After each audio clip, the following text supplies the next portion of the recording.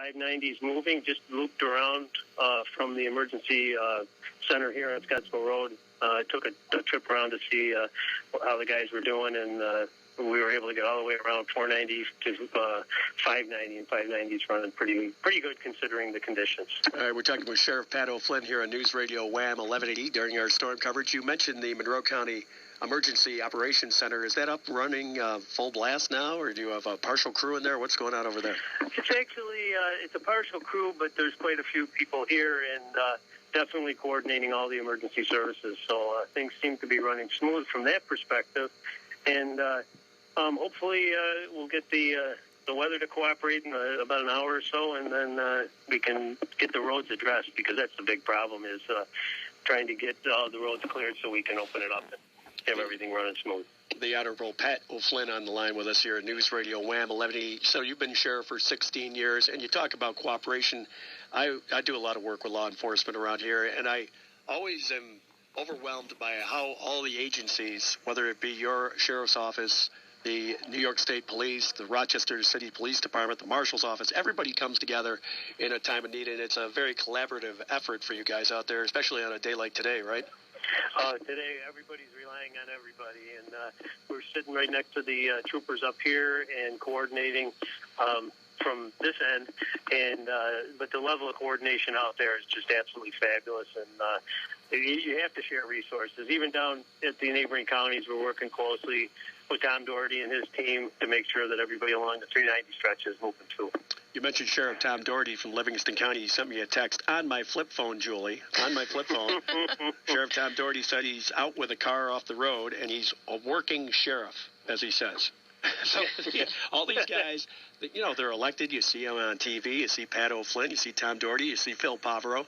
They're out there working the roads during the storm, just like all the deputies. Maybe they've been on the road for 6 months to 6 years.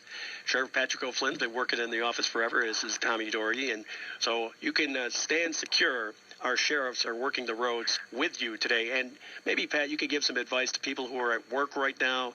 Maybe they're getting done with work, coming up at 4 o'clock, 4:30, 5 o'clock, whatever. What happens for the folks who are at work right now as they plan to get home later on?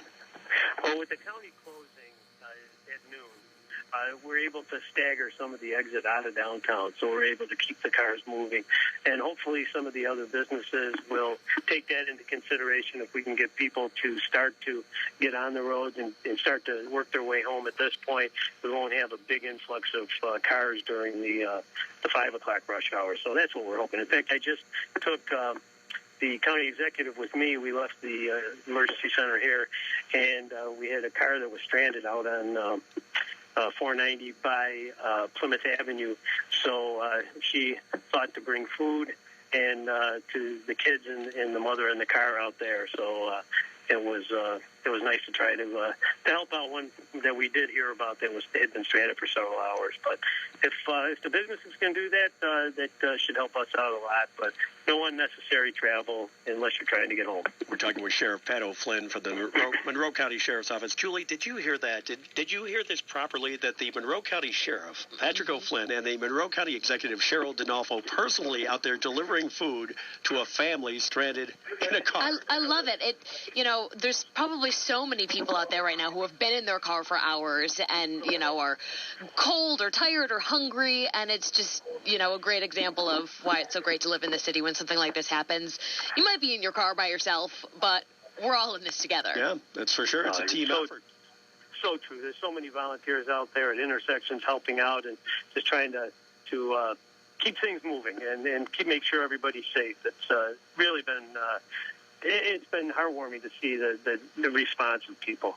Well, Sheriff, I have to give your office credit. You and Under Sheriff Drew Forsyth and the crew working very hard. Extra shifts are out there, and your men and women always doing the job 24/7. So thank you for keeping us safe, and thank you for checking in with us on News Radio WHAM 1180. And be safe. You have a family at home waiting for you, Sheriff.